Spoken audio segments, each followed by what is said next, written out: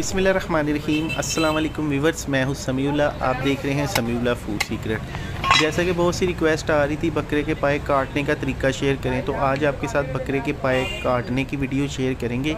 आप इस वीडियो को फॉलो करते हुए ना घर पे बहुत ही आसानी के साथ बकरे के पाए काट सकते हैं। अगर आपके पास पड़े हैं, अगर आप उनको बाज़ार से ख़रीद रहे हैं, तो आप इस वीडियो को देखते हुए ना आसानी से काट सकते हैं। तो चलें इसको स्टार्ट करते हैं। और आपने इस वीडियो को देखने के बाद ना वीडियो को लाइक, शेयर और चैनल को सब्सक्राइब कर लेना है, ठीक है। और कमेंट सेक्शन में बताना है कि ये कटिंग बिल्कुल ठीक है या इसमें कोई मिस्टेक है। तो अगर कोई प्रोफेशनल बंदा देख रहा है तो वो मुझे बता सकता है कि इसकी कटिंग में मिस्टेक्स हैं या बिल्कुल सही है। तो चलें देखते हैं ये किस तरीके से काटते हैं।